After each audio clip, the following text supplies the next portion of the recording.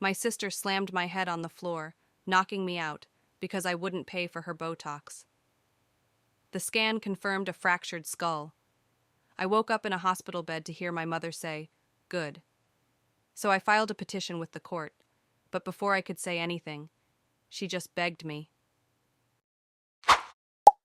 The first thing I felt when I woke up was a piercing pain in my head, as if someone was splitting my skull with a hammer from the inside.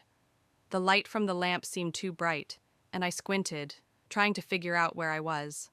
White walls, the smell of disinfectant, the beeping of some kind of equipment. A hospital.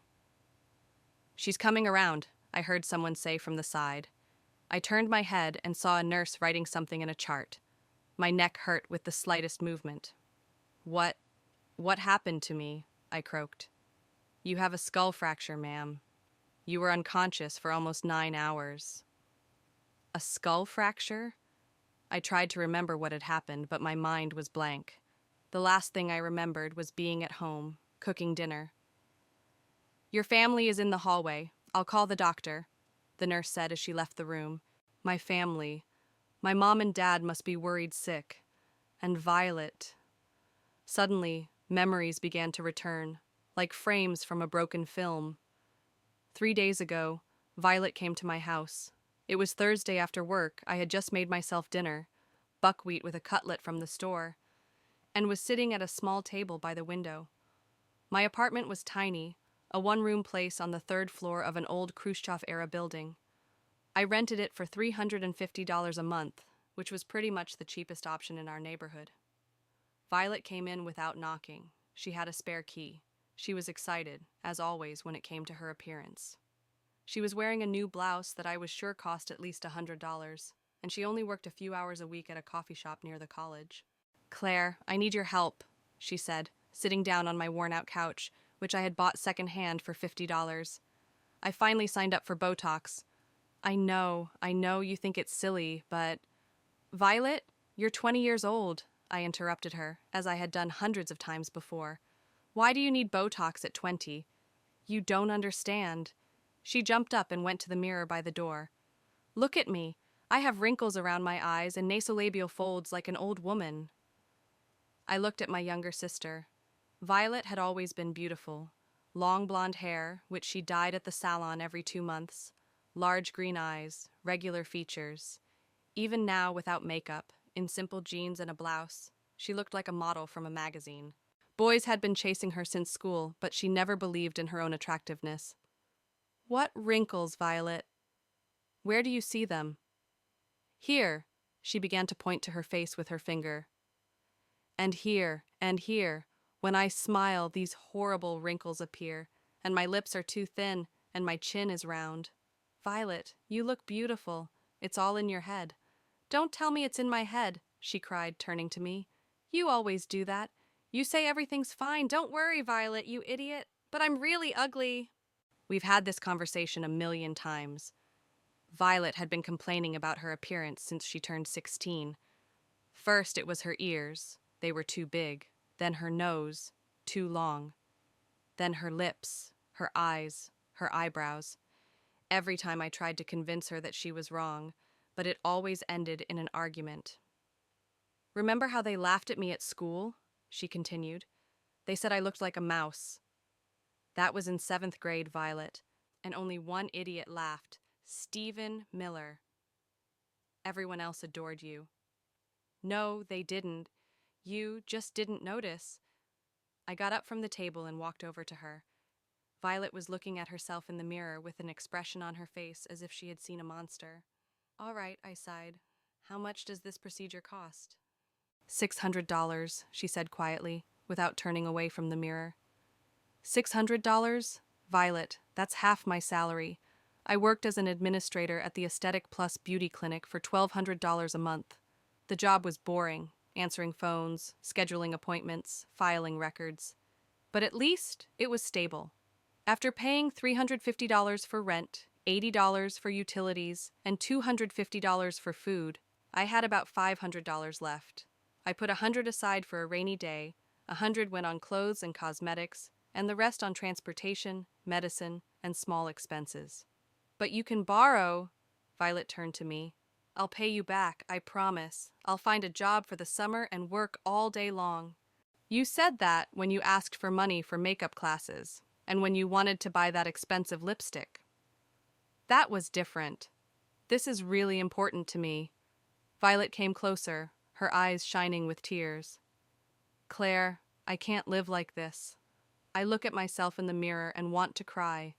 Every day. Do you understand? Every damn day I hate my face. I felt sorry for her. Violet was really suffering, it was obvious, but $600 was a lot of money for me. Violet, I can't. I can barely make ends meet myself. But I'm your sister. Her voice rose, almost hysterical. You can always find money for what you need. When did I ever find money for junk? I only buy what I need.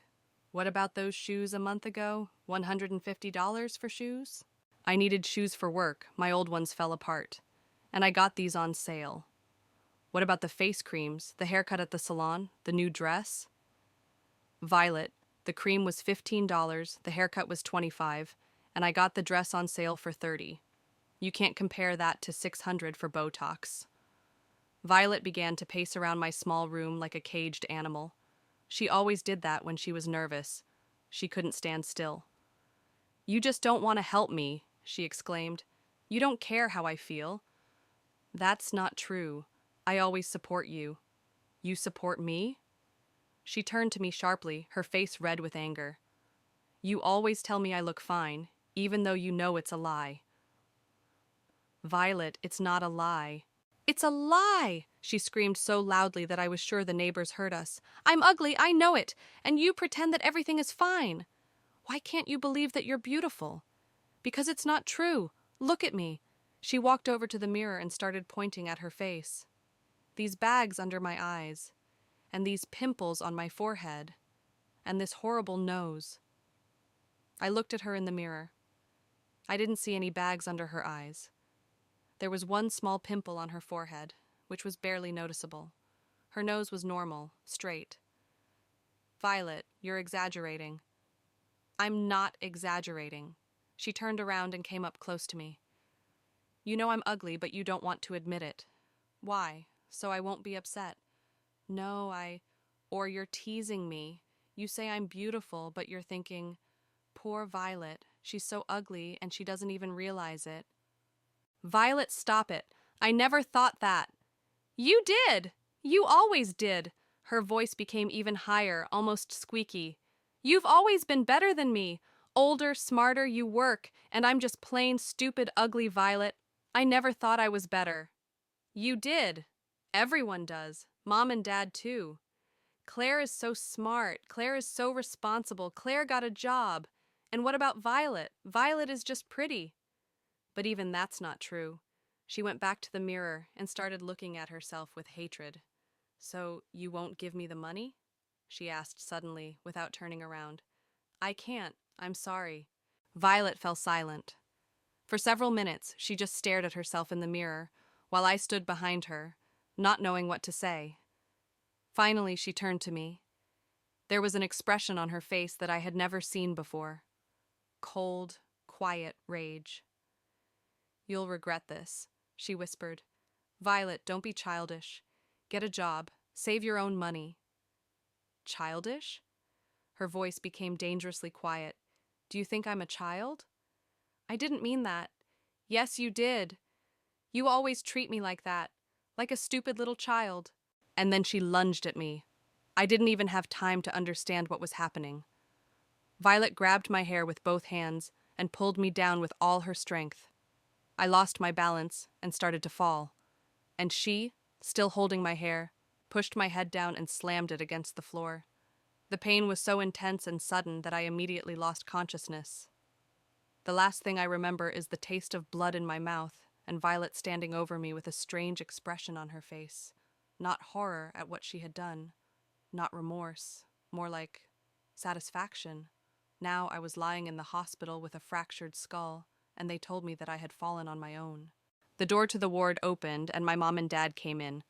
My mom looked tired, with dark circles under her eyes.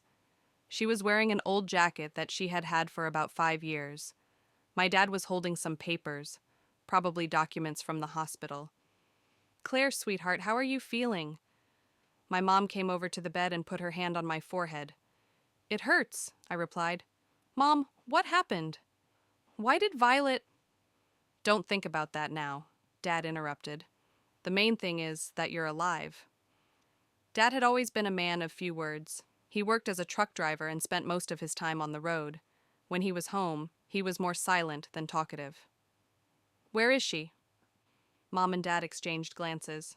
I could tell they were hiding something. She's at home. She's very upset, my mom said. Upset? I couldn't believe my ears. She almost killed me. Don't exaggerate, Claire. Violet said you had an argument and you fell and hit your head on the edge of the table. What? That's not true. She grabbed me by the hair and... Claire, sweetheart. My mom sat down on a chair next to the bed. You have a head injury. Maybe you got something mixed up. I looked at my mom and couldn't believe what I was hearing. They believed Violet, not me. Their own daughter, who was lying in the hospital with a fractured skull. I didn't get anything mixed up.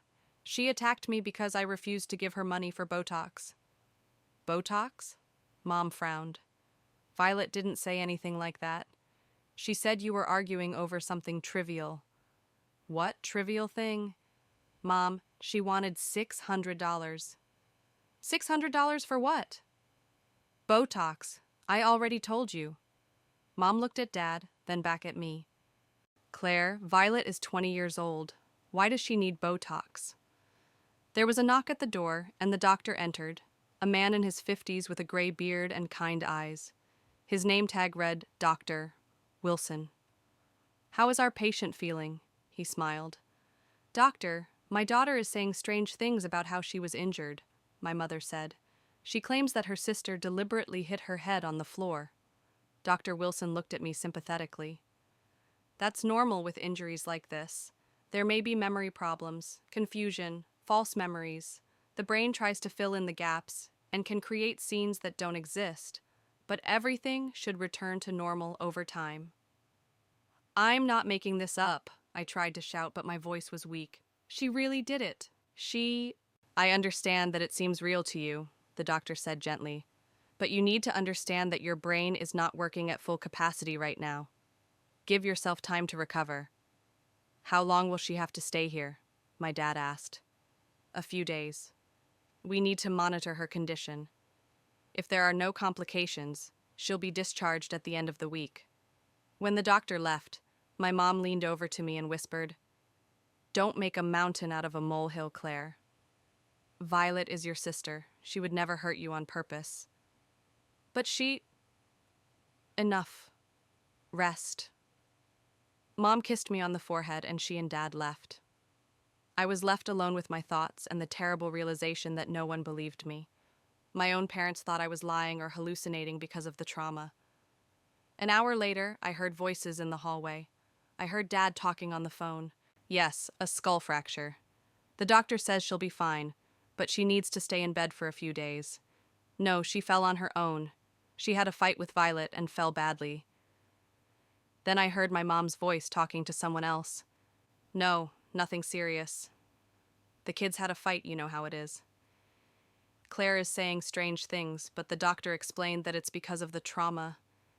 And then, when the conversation ended, I heard my mom say quietly, probably to herself, Okay. One word, but it meant so much. Relief? Approval? I didn't understand what she meant, but that word stuck in my mind like a knife. Okay. The next morning, I was awakened by noise in the hallway. Someone was talking loudly, and I could hear nurses' footsteps. My head still hurt, but not as much as yesterday. I carefully turned on my side and saw flowers on the nightstand, cheap chrysanthemums from the supermarket. From Violet, of course. Mom always made her bring flowers when she needed to apologize. Along with the flowers was a note. Claire, I'm sorry. I hope you get well soon. Violet. Even the note wasn't sincere, just formal words. I remembered how it all started. About 5 years ago, when I was 18 and Violet was 15, she suddenly changed. Before that, we got along almost perfectly. Of course, like all sisters, we sometimes quarreled, but never seriously.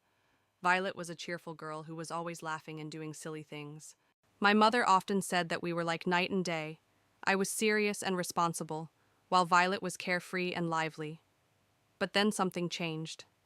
Violet became withdrawn, started constantly looking at herself in the mirror, and complaining about her appearance. At first, I thought it was just normal teenage stuff, but it only got worse. Then she started picking on me all the time. She said I always got more attention from our parents. She said they loved me more. At first, I tried to convince her that wasn't true, but Violet wouldn't listen. And indeed, my parents treated me differently. My mother always worried more about me, asked me more often how I was doing and what was bothering me. My father, although quiet, always found time to talk to me and give me advice. With Violet, they seemed more relaxed, less attentive. I never understood why. I thought maybe it was because I was older and had more responsibilities, or because I was always the better student, more serious. Violet was the typical younger daughter, a spoiled brat who everyone adored simply because she was cute. But Violet didn't understand that, or maybe she didn't want to. There was a knock at the door and the nurse came in, the same one who had been there yesterday. "How are you, dear? Does it hurt?" "A little better," I replied. "Good. The doctor will be here soon to check on you. By the way, your sister came by early this morning and left some flowers. She said she was very worried." "Did she say anything about what happened?" The nurse looked alarmed. "What was supposed to happen?" "Nothing," I replied quickly. I knew it was useless to try to convince anyone. When the nurse left, I thought again about how our relationship with Violet had changed. I remember one incident when I was 19. I had just started working at the clinic and was only in my second week. I came home tired but happy. I finally had a steady job and my own money. "How was your first day?" my mother asked, hugging me. "Fine. It's hard, but interesting." "Well done, sweetheart. I'm so proud of you." My father came over and patted me on the shoulder. "Hang in there, Claire. The first few weeks are always tough, but you'll get used to it." Violet was sitting at the table doing her homework. She looked up at us with an expression as if we were speaking a foreign language.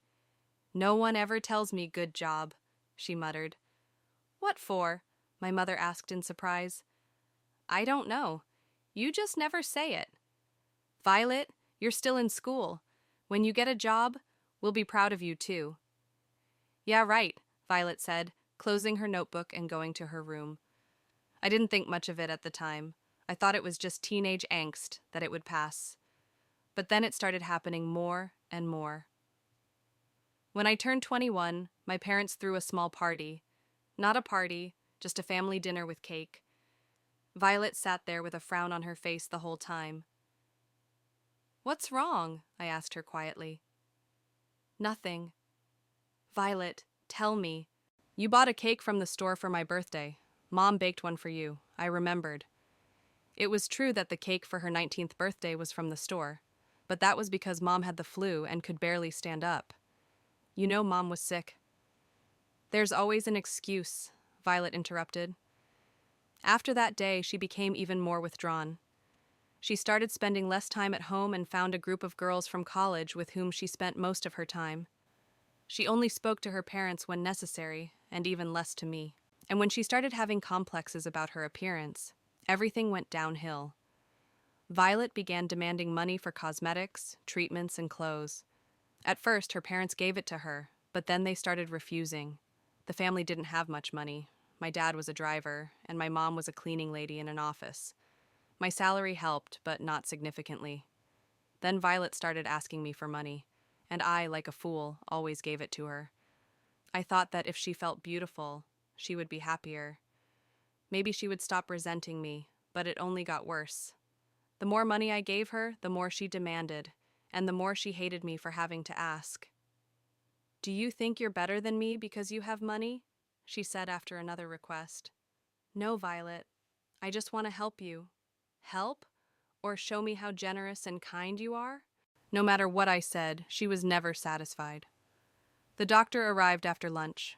Dr. Wilson examined me, shone a flashlight in my eyes, and asked me to perform a few simple tasks. "How's your memory? Do you remember everything from yesterday?" "Yes." I remember every detail. Good. What about the events that led to the injury? I looked at him closely. His eyes showed professional sympathy, but not belief. I remember everything. My sister deliberately hit my head against the floor. Claire, he said gently, I understand that you want to find an explanation for what happened, but sometimes accidents just happen. There's no need to look for someone to blame. But I'm not looking for someone to blame. I'm just telling the truth. The truth can be different, especially after a brain injury. After he left, I lay there for a long time, staring at the ceiling. No one cared what I said. Everyone decided that I was either lying or delusional, and Violet was out there playing the role of the caring sister who was worried about me. In the evening, my mom and dad came home. Violet was with them. She looked paler than usual, with dark circles under her eyes. She was wearing a plain black t-shirt and jeans, not the expensive clothes she usually wore. Her hair was uncombed, and she wasn't wearing any makeup. She looked like a martyr. Claire, she said quietly, coming up to the bed. How are you? Alive, I replied briefly. I'm so worried. It's all my fault. Really? If I hadn't asked for money, you wouldn't have been upset and fallen? She said it with such sincerity that I almost believed her. Almost. But I remembered the look on her face when she saw me lying on the floor. It wasn't horror or remorse. It was something else. Violet says you were arguing over something trivial, my mother interjected. Can't you remember what it was? I looked at Violet. She looked at me with her big, innocent eyes. I remember. It was because of the Botox that costs $600. Claire, Violet said quietly. What Botox? I didn't ask you for that. You didn't? Number I asked you to lend me $50 for college textbooks. You said you didn't have it. I got upset. We argued. And then you stood up abruptly, caught your foot on the rug, and fell. I looked at her and couldn't believe it. She lied so calmly, so convincingly, that even I doubted myself for a moment. Violet, that's not true. Claire, honey, Mom took my hand. Maybe you really did get something mixed up.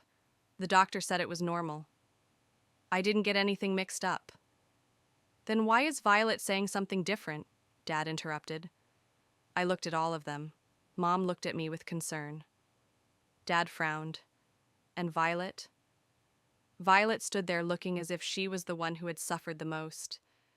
I don't know why she's lying. Ask her. I'm not lying, Violet said quietly, her eyes filling with tears. Claire, why are you doing this to me? I understand you're sick, but I'm not sick. Children don't fight, my mother intervened. Claire, maybe this isn't the right time to talk about it. Rest and get well. We can discuss everything else later. When they left, I was left alone. Before leaving, Violet came up to me again and said quietly, I'm really worried about you. I know you don't believe me now, but it's true. After they left, I couldn't sleep for a long time.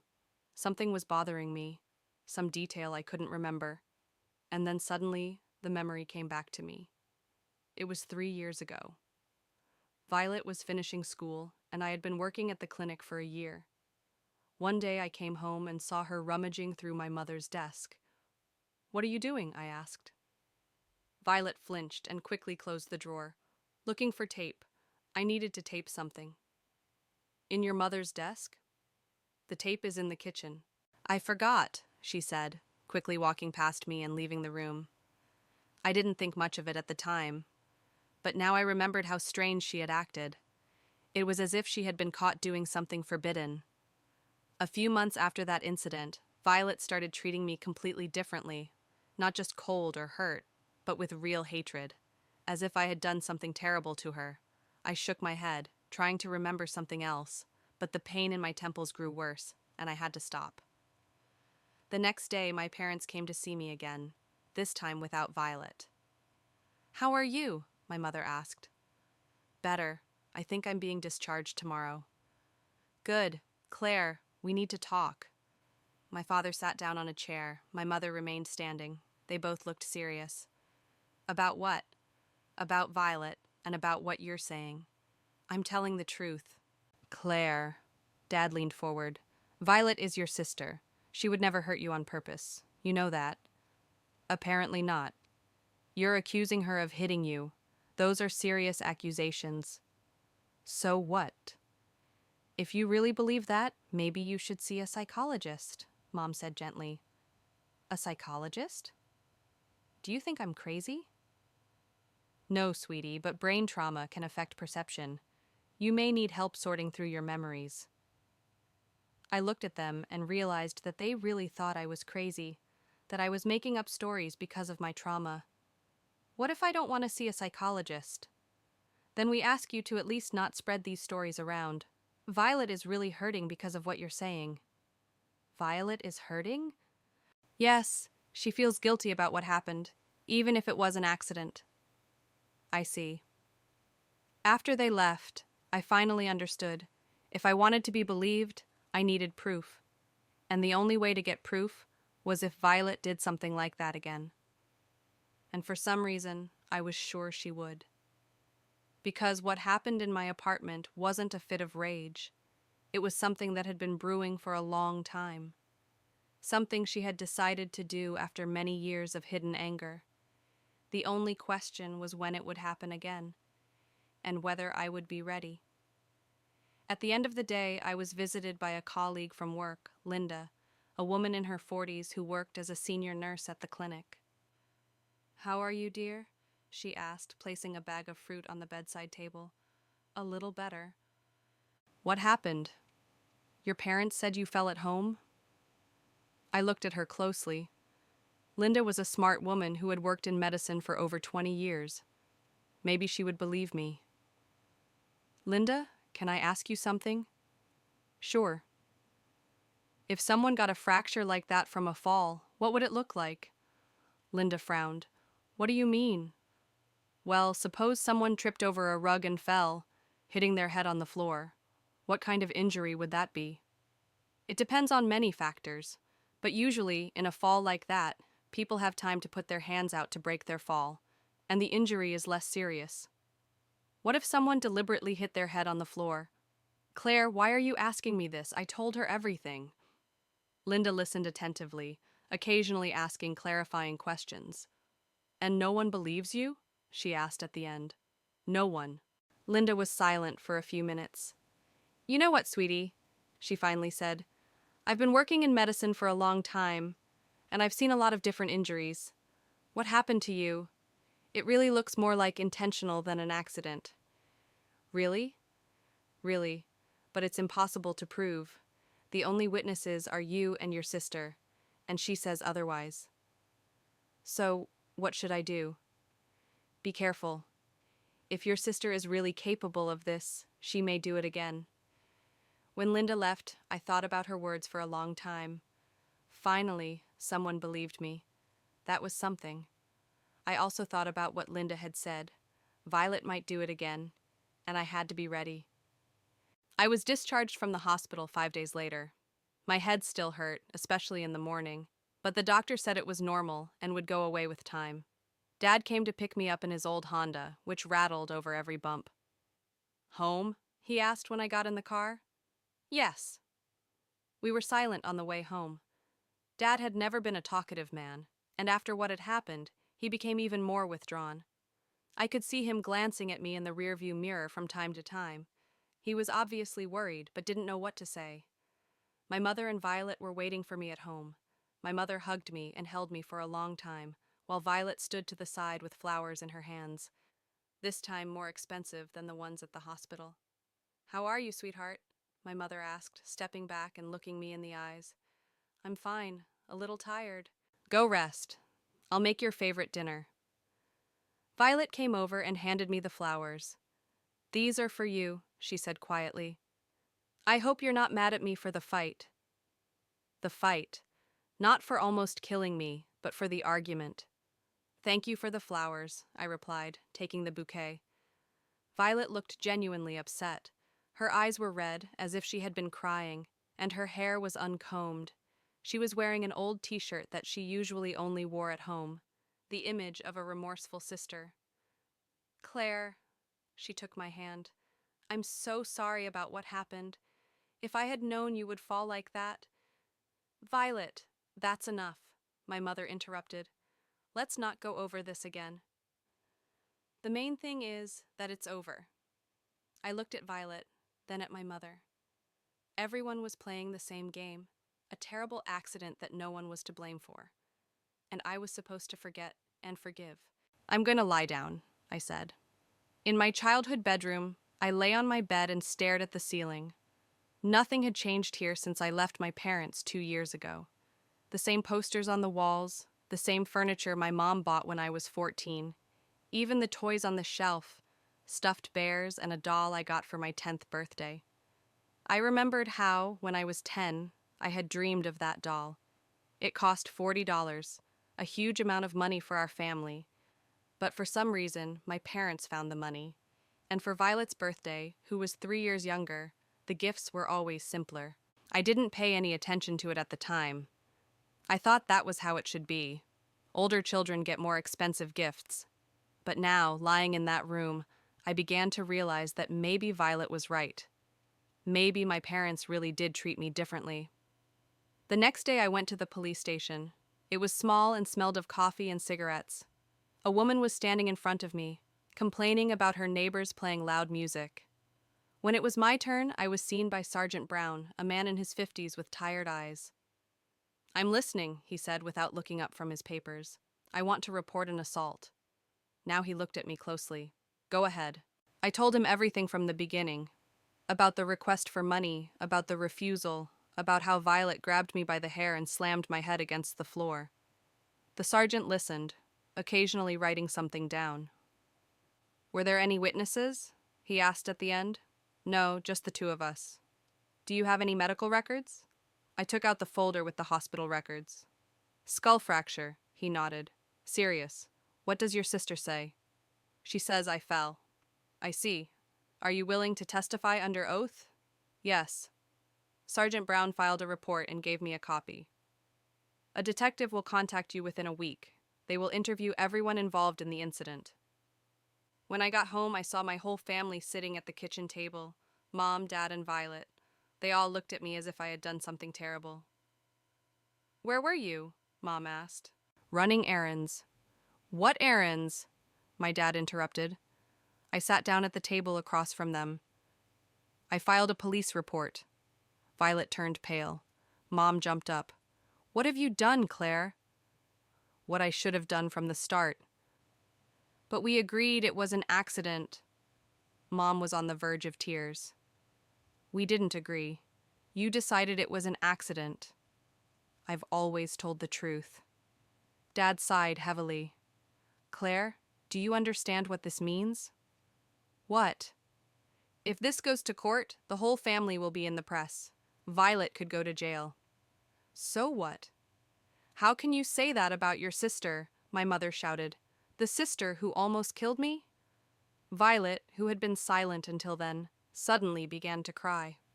Not loudly, but quietly, so that tears simply rolled down her cheeks. Claire, she whispered, why are you doing this to me? I'm not doing anything to you. I'm just telling the truth. But you know I didn't mean to hurt you. It was an accident. No, it wasn't an accident. It was. Violet raised her head, and I saw that her face was contorted with grief. I just got upset and pushed you. I didn't think you would fall so badly. Interesting. Now it's no longer you fell yourself, but I pushed you. The story began to change. Violet, Dad said gently, you said Claire fell on her own. I didn't want you to be angry with me, she sobbed. That's why I said she fell on her own. But I only pushed her a little, honestly. Mom and Dad looked at each other. See? Mom said to me. Violet confessed. She pushed you, but not on purpose. She didn't mean to hurt you. Of course not, I replied sarcastically. You just wanted to knock my head on the floor. Claire, please. Violet stood up and came over to me. Take back the report. I swear it will never happen again. Never again? Never. I'll go to a psychologist. I'll learn to control my anger. Just take back the report, please. She knelt down next to my chair and grabbed my hands. Claire, you're my only sister. I can't live knowing that you hate me. And then something inside me broke. Violet was crying so sincerely, so desperately, that I almost believed her. I almost believed that she really didn't want to hurt me. Don't cry, I said, wiping the tears from her face. Take back the statement? I looked at my parents. My mom was looking at me pleadingly. My dad nodded his head as if to say, do the right thing. Okay, I sighed, but you're really going to see a psychologist. I will, I promise. And you'll never raise your hand to me again. Never. Claire, thank you. You're the best sister in the world. She hugged me so tightly that I could hardly breathe, and at that moment I felt like everything was going to be okay, that we were really sisters, and that Violet understood her mistake. The next day, I went to the police station and withdrew my statement. Sergeant Brown looked at me disappointedly. Are you sure? He asked. Yes. My sister and I have made up. As you wish. But if something like this happens again, come back immediately. Don't wait, I promised. The first 2 weeks were peaceful. Violet did indeed make an appointment with a psychologist, a woman named Dr. Campbell. She talked about how hard it was to work on her self-esteem and anger management issues. Dr. Campbell says I'm depressed, she said at dinner, and I have an inferiority complex. But we're working on it. Good for you, said Mom. The important thing is not to give up on treatment. I won't. I want to be better. Violet really did seem different. Less nervous, more open. She even stopped constantly looking in the mirror and complaining about her appearance. And then it all fell apart in an instant. It happened 3 weeks after I left the hospital. I came home from work exhausted. I had been answering calls from dissatisfied clients all day. One was yelling that her fillers had been done wrong. Another was complaining about an allergic reaction after a cleaning. Violet was in the living room watching TV. My wallet was in the kitchen where I had left it that morning. Hi, she said, without looking up from the screen. Hi. I went to the kitchen to get a drink of water. I picked up my wallet to see how much money I had left before payday and froze. In the morning, I had $230, money I had been saving for a new laptop. Now there was $80 in my wallet. Violet, I called. What? Come here. She reluctantly came into the kitchen, still looking over her shoulder at the TV. The money's gone from my wallet. What money? She didn't even flinch. $150. Maybe you spent it somewhere and forgot? Violet, I remember every penny. Did you take it?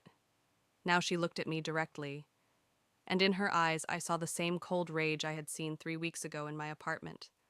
What do I want with your pathetic money? I don't know. Why did you take it? I didn't take it. Then where is it? Violet turned abruptly and headed for the kitchen door. I grabbed her arm.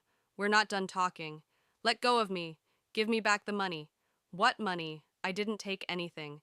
She jerked away, trying to break free, but I held her wrist tightly.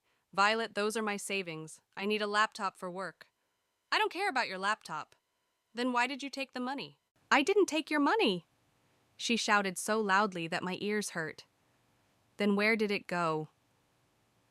Violet stopped struggling and looked at me with such hatred that I felt uncomfortable. You know what, Claire? She said quietly but clearly. I'm tired of pretending we're a family. What? You heard me. I'm tired of pretending you're my sister. Violet, what are you saying? She laughed, but it was an unpleasant, almost hysterical laugh. Don't you know? Don't you really know? What don't I know? That you're not my sister, you're adopted. The words hit me like a punch in the solar plexus. I let go of her hand and took a step back. What did you say? You're adopted, Claire. Mom and Dad took you from an orphanage when you were 5 years old.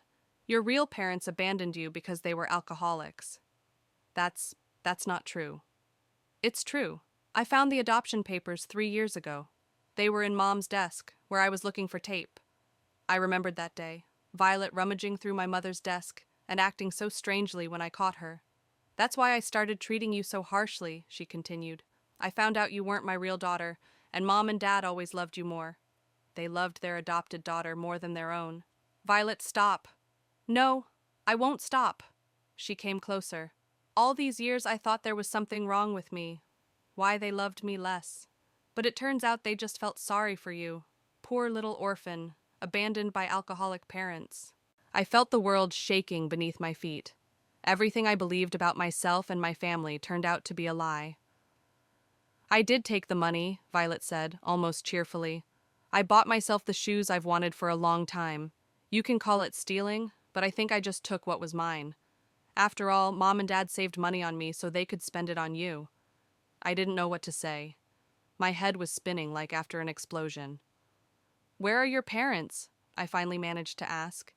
They went to the store, but they'll be back soon. Do you want to ask them? Violet smiled as if it were a funny game. I went into the living room and sat down on the sofa. My legs were shaking. Violet followed me. You know what's interesting? She said, sitting down in the armchair opposite me. They only took you because my mom couldn't get pregnant. A year after I was adopted, she suddenly got pregnant with me. The doctors said it happens a lot. The stress of infertility goes away and you get pregnant on your own. Enough. So, I was supposed to be your only daughter, and you're a mistake. An accident. Violet, stop it. Why? Don't you like the truth? I didn't like living a lie all these years. The door opened and Mom and Dad came in. They were carrying bags of groceries and talking about something. When they saw us, they fell silent. Why are you so sad? Mom asked. Mom, I said, looking her straight in the eyes. Is it true that I'm adopted? The bags fell out of my mom's hands. Apples rolled across the floor, and a jar of tomato sauce rolled under the sofa. Claire, my mom whispered, is it true? My dad sank heavily into a chair. Who told you? Violet, is it true? Yes, my mother said quietly. It's true. I closed my eyes. So it wasn't Violet's revenge or a lie. It was the truth. Why didn't you tell me? We wanted to tell you when you were older. My mother began to gather the groceries. But you were so happy. We were afraid you'd be upset. Upset? I got up from the sofa. I found out the truth about myself from my sister, who hates me because I'm not her real sister. Violet, Dad said sharply, looking at his younger daughter. Why did you do that? Violet shrugged. She had to know the truth. It wasn't your place to tell her. Whose business was it? Yours? Were you going to tell her someday? Or just let her live a lie? Mom started crying, quietly wiping her tears with her sleeve. Claire, sweetheart, we love you. It doesn't matter if you're our biological daughter or not. You're our daughter. Your favorite daughter, Violet added. Violet, stop, Dad warned.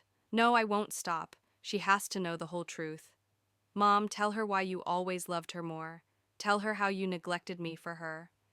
We didn't neglect you, Mom said, but her voice was uncertain. You didn't neglect me? Who always got the more expensive gifts? Who always came first in your plans? Who? Enough, Dad shouted so loudly that everyone fell silent. Violet, go to your room, now. No. Go. To your room. Violet stood up, but before she left, she looked at me one last time. Now you know the truth, Claire. I hope it makes you feel better. When she left, the three of us remained in the living room. Mom was crying, Dad was staring at the floor, and I sat there trying to understand what I was feeling. Tell me everything, I said finally. About my real parents, about how I came to live with you. Everything. And Mom started talking. Mom talked for a long time, about how she and Dad had been trying to conceive for 5 years, how they had undergone every possible test and treatment, about how they had finally decided to adopt a child. We wanted a baby, my mother said, wiping away tears, but there were almost no babies at the shelter. And then the social worker told us about you, a 5-year-old girl whose parents had abandoned her because of alcoholism. What were their names? I asked. Jennifer and Michael Harrison. They lived in a trailer park outside of town. Your father worked at a gas station and your mother didn't work. They both drank heavily. I tried to imagine them, but I couldn't.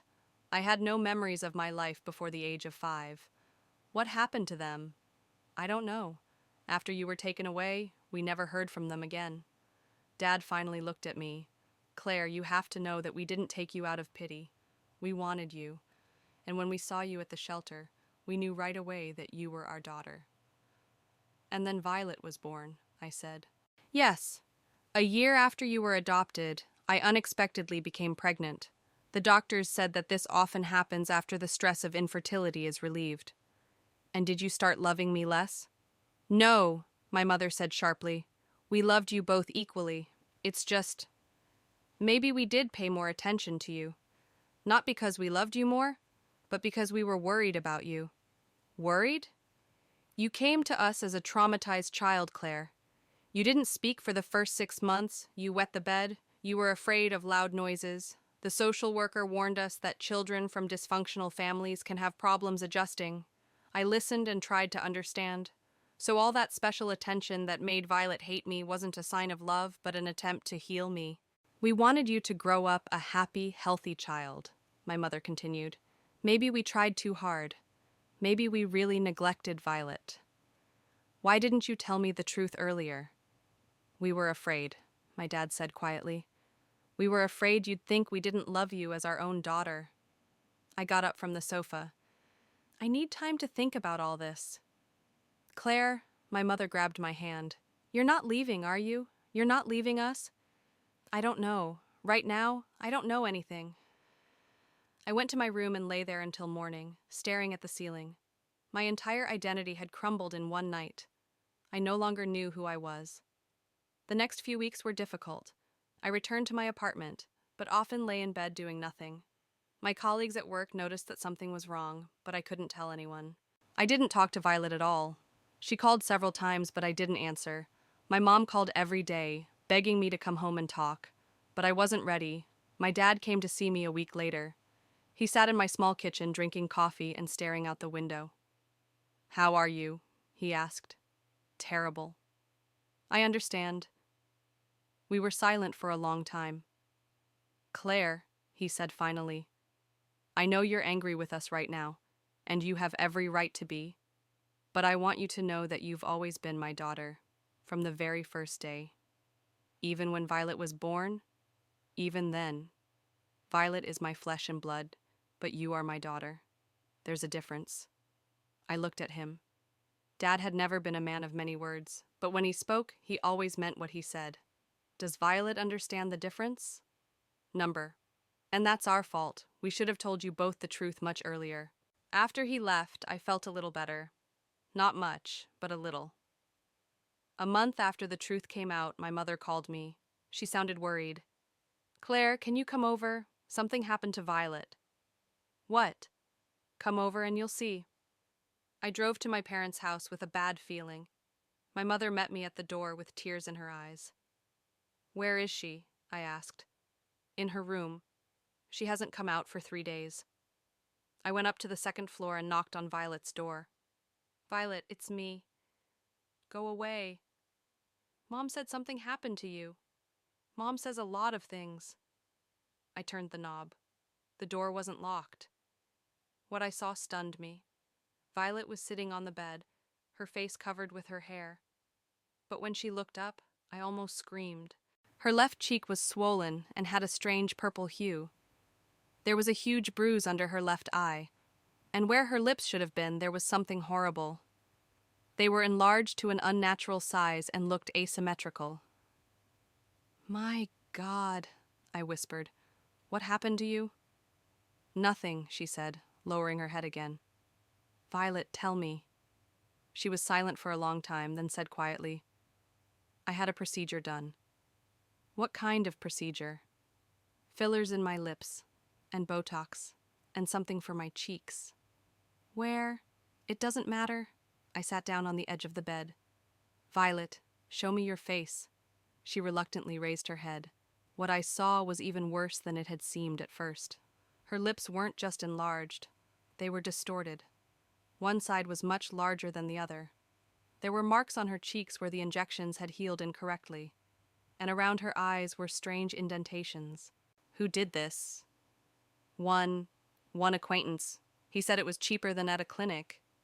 "What kind of acquaintance?" "I met him online on a beauty forum. He said he was a doctor, but he works privately. Cheaper." Violet, did you have plastic surgery in a basement? She nodded. How much did you pay? $700. For everything. $700. In a normal clinic, that many procedures would cost at least $3,000. Where did you get $700? Violet lowered her head again. I saved up. You saved $700 in 3 weeks working in a coffee shop? Violet, don't lie. I borrowed it from friends. What friends? She didn't answer. Okay, I sighed. The main thing right now is not where the money came from, but what to do about it. You need to see a doctor. I won't go. Violet, look at yourself. You could have an infection, tissue necrosis, anything. I won't go, she cried. Everyone will laugh at me. Better laughter than death from blood poisoning. Mom was standing in the doorway listening to our conversation. Claire is right, she said. You need to see a doctor. We don't have money for a doctor, Violet replied. A real doctor. Mom looked at me reproachfully. Claire, you work at the clinic. Can you arrange something? I looked at Violet, then at Mom. I can try. But it'll be expensive, even with a discount, at least $2,000. We don't have that kind of money, my mother said quietly. Claire, Violet grabbed my hand. Can you lend me some? I'll pay you back, I promise. I looked at her distorted face and felt a mixture of pity and irritation. On the one hand, she had brought herself to this state. On the other hand, she was still my sister, even if we weren't related by blood. I'll think about it, I said. Claire, please, I can't live like this. I said I'll think about it. I really did think about it for the next few days. $2,000 was all I had saved up over the last year. Money I had been saving for a vacation, a new computer, a rainy day. On the other hand, Violet really needed help. Her face was getting worse. The swelling wasn't going down, it was getting worse. Finally, I made up my mind. No, I told Violet on the phone. I'm not giving you the money. What? Why? Because you got yourself into this mess. Because you stole my money. Because you never pay back your debts. But I'm going to die. You're not going to die. But next time, think before you go to shady doctors. Claire, I beg you, I'll do anything you want. All I want is for you to leave me alone. I hung up the phone. A week later, the clinic director, Mrs. White, called me into her office. There were some documents on her desk. Claire, sit down. We need to talk. I sat down in the chair across from her desk. What's wrong? We're short on cash. $4,000. My hands went cold. What do you mean, short? The money that clients paid in cash for services didn't make it into the cash register. Over the last week. That's impossible. I write everything down and give out all the receipts. Ms. White opened a folder. Look, here are the receipts for the services you processed, and here's the cash register tape. The amounts don't match. I looked at the documents.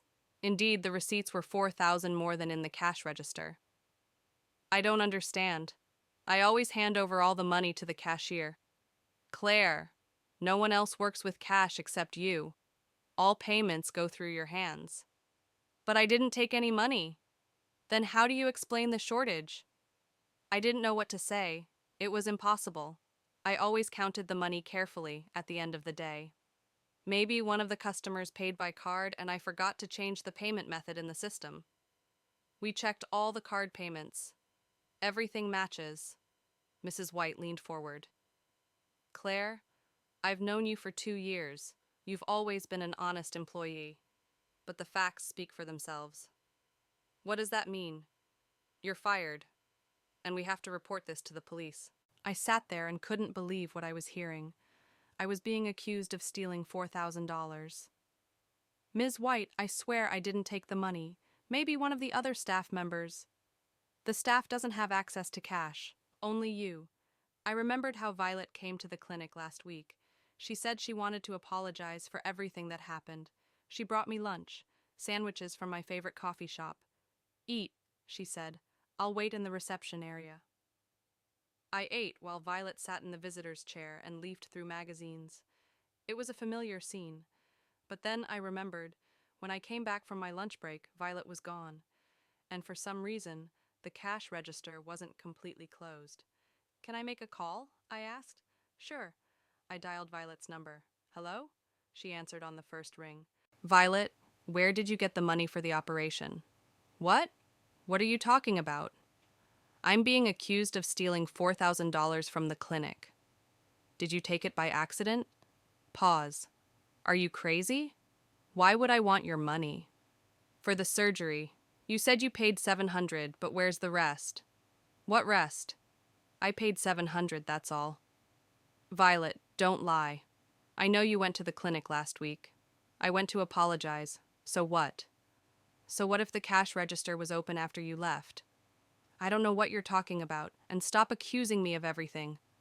She hung up. Mrs. White looked at me sympathetically. "Claire, I understand that this is difficult for you, but the evidence is clear." "It wasn't me. It was my sister." "Do you have proof?" I didn't have any proof. I just knew that Violet was capable of doing something like that. "No," I replied quietly. "I'm very sorry. Pack your things." I went to my desk and put my personal belongings in a box: a mug, a photo frame, a makeup bag. My colleagues looked at me with curiosity and sympathy. "What happened?" Linda asked. "It's a long story," I replied. When I left the clinic, I knew one thing. This wasn't going to end just like that. Violet had gone too far, and this time I wasn't going to back down. For the first 3 days after I was fired, I just lay in bed and stared at the ceiling. I didn't eat, I hardly slept, I didn't answer my phone. I felt like my world had completely fallen apart. I had no job, no money, I was accused of theft, and my sister, who had set the whole thing up, was playing the innocent victim.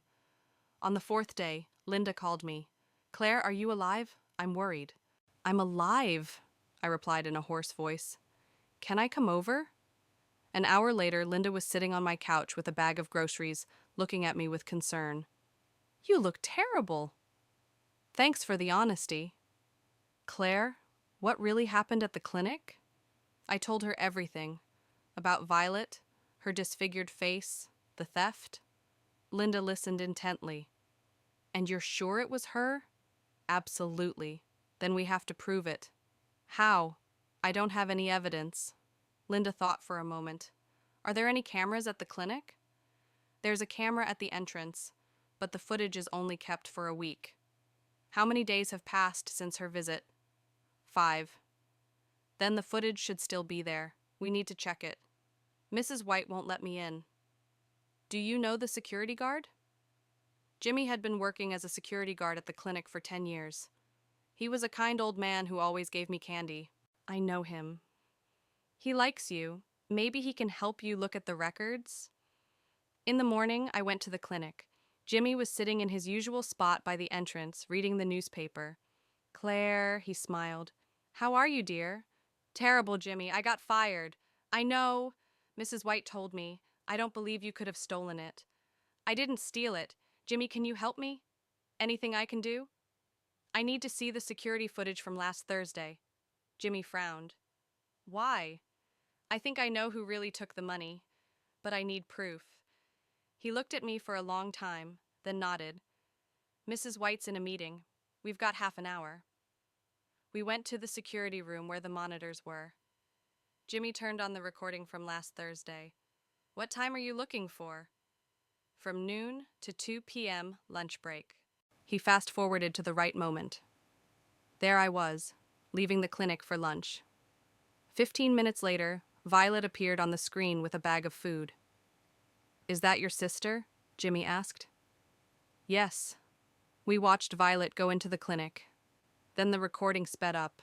Nothing interesting was happening, until the moment I returned from lunch. "Stop," I said. "Rewind." Jimmy rewound. The screen showed Violet leaving the clinic 5 minutes before my return. But most importantly, she was carrying a bag that she didn't have when she went in. "See?" I pointed to the screen. "She went in without a bag and came out with one?" "Right," Jimmy nodded. "What's in the bag?" "Money from the cash register, of course." Jimmy copied the recording onto a flash drive and handed it to me. I hope this helps you. Thanks, Jimmy. You saved me. With the flash drive in my pocket, I drove straight to the police station. The same Sergeant Brown who had taken my first statement about Violet looked at me in surprise. You again? What is it this time? I want to report a theft. Again? Against my sister. I told him everything and showed him the recording. Sergeant Brown watched the video several times. Convincing, he said, but it may not be enough for court. Why? The bag is not proof that there was money in it. You need additional evidence. What kind? Well, for example, witnesses who saw her spending large amounts of money after the theft, or traces of money in her home. I remembered Violet's surgery. What if I know what she spent the money on? Tell me. I told him about the plastic surgery, about how Violet claimed she only paid $700, even though such procedures cost much more. Interesting, the sergeant wrote something down in his notebook. Where did she have the surgery done? At some underground doctor's. Maybe he can confirm that she paid more than she said. We'll have to find him. Do you know his name or address? Number. But we can try to find out from Violet. Sergeant Brown smiled. I don't think she'll be very cooperative, but we'll try other methods. A week later, the police called me. Detective Johnson reported that they had found the doctor who had performed Violet's surgery. His name is Roderick Smith, and he's not a doctor, said the detective. He's a former orderly who was fired for stealing medicine. He performs plastic surgery in the basement of his house. And what did he say? That your sister paid him $3,500 in cash for lip augmentation, Botox injections, and cheek fillers. $3,500, I repeated, not $700. That's right, and he kept the money because he wanted to buy new equipment. The bills still have serial numbers that match those missing from your clinic. I felt such relief that I almost cried. What happens next? Tomorrow we're arresting your sister. Prepare for a trial. Violet was arrested the next morning. My mother called me in hysterics. Claire, what have you done? They took Violet. I didn't do anything. Violet took herself away when she stole the money. But she's sick. Look at her face. She needs help, not jail. Mom, she's a criminal, and not for the first time. How can you say that about your sister? It's easy, especially after she almost killed me and then got me fired from my job. Mom started crying. Claire, please withdraw the complaint. We'll find the money. We'll pay it back. Just don't let her go to jail. No. No what?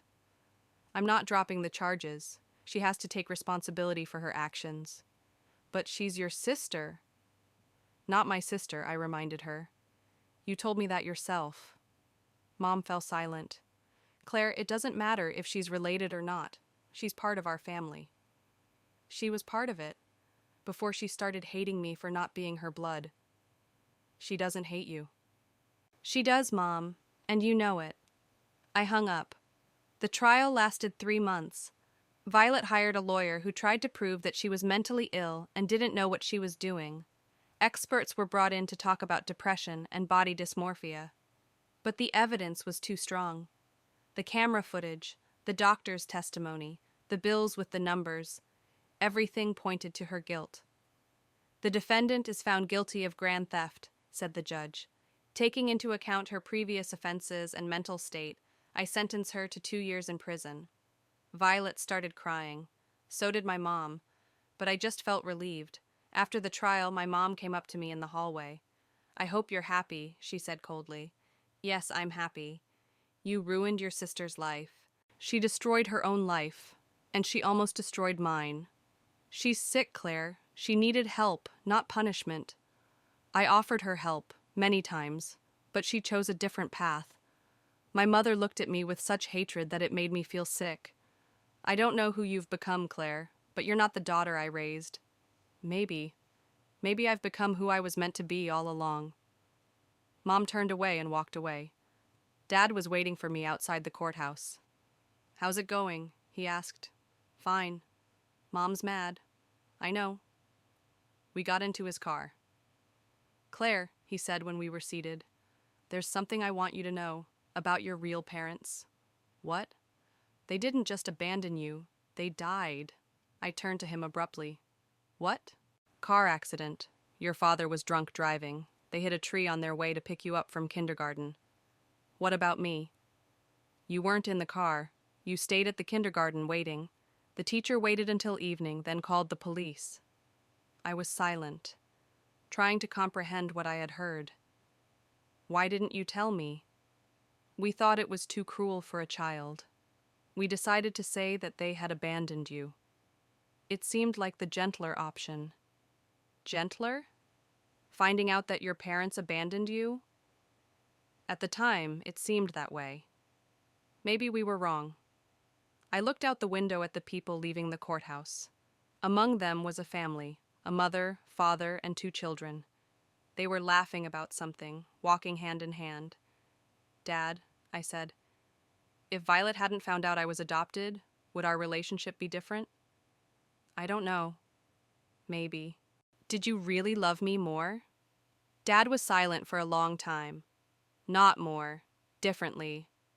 We loved you like a rescued child. Violet, like a gift from nature. Maybe we did pay more attention to you. We were afraid you would feel unloved. But in the end, Violet felt unloved. Yes, and that's our fault. We sat in silence for a long time. What are you going to do now? Dad asked. Look for a job, maybe move to another city. Far away? I don't know. We'll see. Dad nodded. Claire, I want you to know that no matter what happens, you will always be my daughter, and I am proud of you. For what? For finally standing up for yourself. A month later, I found a job at a beauty clinic in a neighboring state. It wasn't a very prestigious position, and the salary was lower than what I had been earning, but it was a new beginning. I rented a small apartment, bought some basic furniture, and settled into my new job. Gradually, my life began to fall into place. My mother didn't call me. My father called once a week to tell me the news, but he avoided talking about Violet. I understood that my family had finally broken up, but for the first time in many years, I felt at peace. No one asked me for money, blamed me for anything, or tried to make me feel guilty for their problems. A year later, on the anniversary of the trial, I received a letter. The envelope had a prison stamp on it. I stared at it for a long time, holding it in my hands. Violet must have written it, asking for forgiveness and promising to change. The standard set of phrases that people write from prison. A year ago, I would have read it. Maybe I would have even believed it and replied. But now, I went to the kitchen trash can and threw the letter away without opening it. The sun was shining outside the window. There was a cup of coffee on the table that I had bought for myself just because I wanted it. No one had asked me for money. No one had blamed me for anything. No one had made me feel guilty for their problems. I was free, and that feeling was the most beautiful gift I had ever given myself. The phone rang. It was Dad. Hi, sweetheart. How are you? I'm fine, Dad. Very good. What are you doing?